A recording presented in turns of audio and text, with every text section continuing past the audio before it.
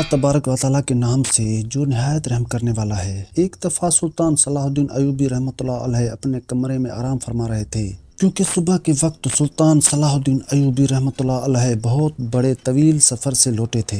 چند لمحوں کے بعد ایک سپاہی آپ کے کمرے کے دروازے پر آیا اور اندر آنے کی اجازت چاہی۔ سلطان صلاح الدین ایوبی رحمۃ اللہ علیہ چونکہ نیند میں تھے، اس لیے اندر سے کوئی جواب نہ آیا۔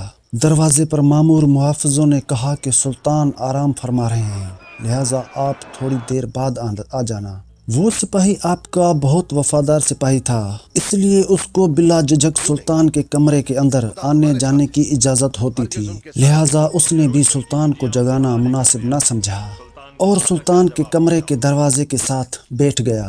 وہ انتظار کرتا رہا کہ جب سلطان صلاح الدین ایوبی رحمۃ اللہ علیہ بیدار ہوں گے تو تب ہی وہ اس سے ملاقات کریں گے۔ چند لمحے گزرنے کے بعد سلطان صلاح الدین ایوبی رحمۃ اللہ علیہ کی آنکھیں کھلی تو اندر کی حرکات سے معلوم ہوا کہ سلطان صلاح الدین ایوبی رحمۃ اللہ علیہ نیند سے بیدار ہو چکے ہیں۔ سپاہی نے اجازت چاہی اور آپ کے کمرے کے اندر چلا گیا۔ سلطان صلاح الدین ایوبی رحمۃ اللہ علیہ نے سپاہی کو کہا، ایسی کیا خاص بات تھی کہ تم اتنی دیر سے میرے کمرے؟ وہ سپاہی بڑا حیران ہوا کہ سلطان کو کیسے پتا چلا کہ میں باہر انتظار کر رہا ہوں۔ سپاہی نے سلطان سے کہا، سلطان معظم، آپ تو نیند میں تھے، آپ کو کیسے معلوم کہ میں باہر کھڑا آپ کا انتظار کر رہا تھا؟ تو سلطان صلاح الدین ایوبی رحمۃ اللہ علیہ نے کہا کہ وہ انسان کبھی فاتح نہیں بن سکتا جو سوتے ہوئے دیکھ نہ سکے، کچھ سن نہ سکے، کچھ محسوس نہ کر سکے۔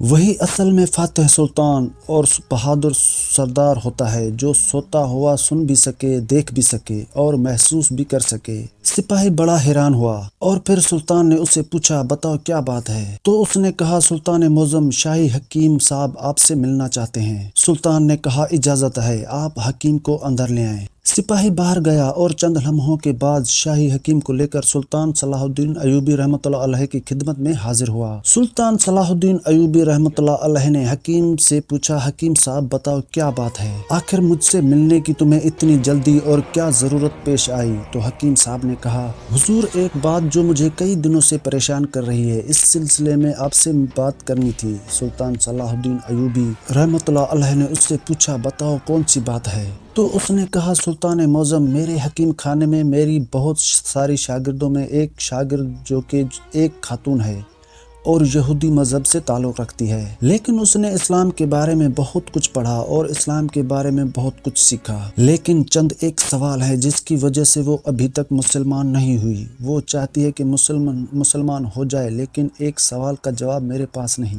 جس کی وجہ سے وہ ابھی تک مسلمان نہیں ہوئی۔ سلطان صلاح الدین ایوبی رحمۃ اللہ علیہ نے مسکرا کر کہا، سلطان کے حکیم ہوتے ہوئے تمہیں ایک سوال کا جواب نہیں آیا؟ بتاؤ وہ کون سا سوال ہے جو اس عورت کے ایمان لانے کے درمیان رکاوٹ بنا ہوا ہے؟ تو حکیم صاحب نے کہا، سلطان معظم، وہ خاتون کہتی ہے کہ آخر مسلمان خنزیر کا گوشت کیوں نہیں کھاتے؟ اس میں ایسی کیا برائی ہے؟ اس خنزیر کے گوشت کے کھانے کا ایسا کیا نقصان ہے جس کی وجہ سے مسلمان خنزیر کا گوشت نہیں کھاتے بلکہ اسے سخت نفرت کرتے ہیں؟ اور یہ بھی وہ کہتی ہیں کہ ہمارے گاؤں میں تو سارے لوگ اکثر خنزیر کا گوشت کھاتے ہیں، ہم اپنے قبیلوں میں خنزیر پالتے ہیں اور جوان ہونے پر اس کو کاٹ کر کھاتے ہیں، اور وہ جب بھی واپس اپنے گاؤں جاتی ہے تو وہ بھی اپنے گھر والوں کے ساتھ خنزیر کا گوشت کھاتی ہے، کیونکہ یہاں تو اسے خنزیر کا گوشت میسر نہیں۔ لیکن میرے پاس اس کے سوال کا جواب نہیں، کیونکہ میں اس بارے میں نہیں جانتا۔ اس کے سوال کا جواب دیں گے تو آپ کی وجہ سے یہ غیر مسلمان ہو جائیں گی۔ یہ سن کر سلطان صلاح الدین ایوبی نے کہا، کل تو اس خاتون کو اپنے ساتھ لے کر میرے دربار میں حاضر ہو جانا۔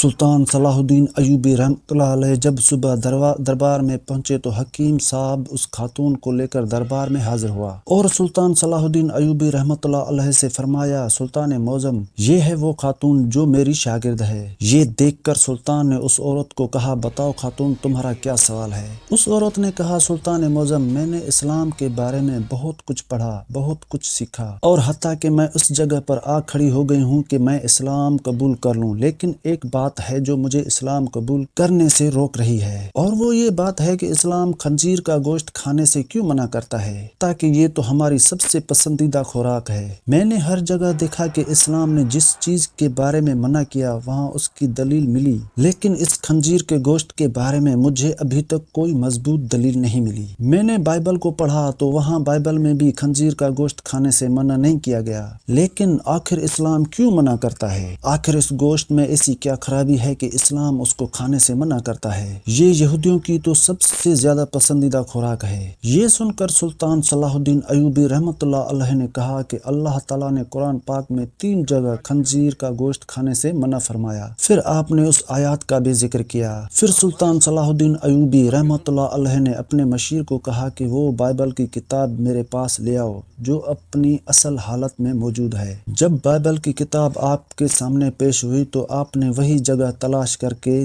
دی جہاں لکھا ہوا تھا کہ خنزیر کا گوشت کھانا منع ہے۔ پھر خاتون نے کہا کہ یہ کیا بات ہوئی؟ جو میرے پاس کتاب ہے اس میں تو واضح لکھا ہوا ہے کہ خنزیر کا گوشت کھانا منع نہیں۔ تو سلطان صلاح الدین ایوبی رحمۃ اللہ علیہ نے کہا کہ مجھے ترس آتا ہے تمہارے ان لکھاریوں پر جو اپنی عیاشیوں کے لیے اس پاک کتاب کو اپنے لفظوں سے بالکل تبدیل کر رہے ہیں۔ جو تم بائبل پڑھ چکی ہو وہ اپنی اصل حالت میں موجود نہیں، یہ تمہارے اپنے لکھاریوں کی لکھی ہوئی کتاب ہے۔ پھر سلطان صلاح الدین ایوبی رحمۃ اللہ علیہ نے فرمایا کہ یہ تو میں نے اس کتاب ثابت کیا کہ خنزیر کا گوشت کھانا منع ہے، پھر اب میں تمہیں سائنس لحاظ سے معلوم کر کے دوں گا۔ پھر سلطان صلاح الدین ایوبی رحمۃ اللہ علیہ نے اس خاتون کو حکم دیا کہ خنزیر کا گوشت پکا کر کل صبح میرے دربار میں لے آنا۔ وہ خاتون سلطان کے سپاہیوں کے ساتھ جنگل میں گئی، ایک خنزیر کا شکار کیا اور اگلی صبح اس کا گوشت پکا کر سلطان صلاح الدین ایوبی رحمۃ اللہ علیہ کے سامنے لے آئی۔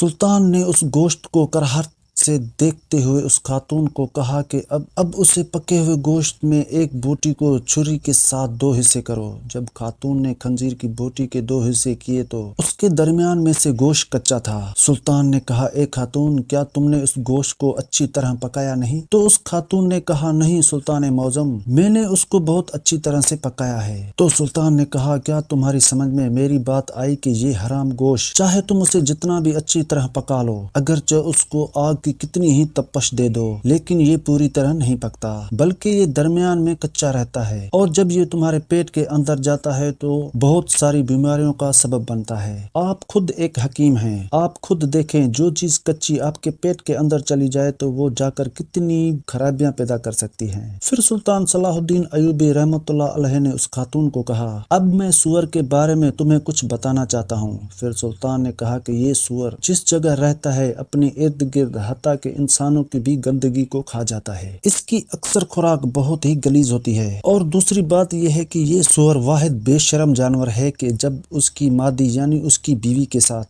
جب کوئی دوسرا سور جنسی تعلق قائم کرتا ہے تو یہ خوش ہوتا ہے اور فخر محسوس کرتا ہے۔ یہ واحد جانور ہے جس میں اتنی زیادہ بے شرمی بھری ہوئی ہے۔ آپ خود دیکھیں کہ ایسے جانور کا جب آپ گوشت کھائیں گے جس کی بنیاد غلاظت سے بھری ہوئی ہے تو وہ تمہیں کیا فائدہ دے گا؟ یہ بات سن کر وہ خاتون سلطان صلاح الدین ایوبی رحمۃ اللہ علیہ کے سامنے جھک گئی اور کہا کہ سلطان معظم مجھے آپ اپنی زبان سے کلمہ پڑھائیں۔ سلطان صلاح الدین ایوبی رحمۃ اللہ علیہ نے اس عورت کو کلمہ پڑھایا اور تمام دربار اللہ اکبر کے نعروں سے گونج اٹھی۔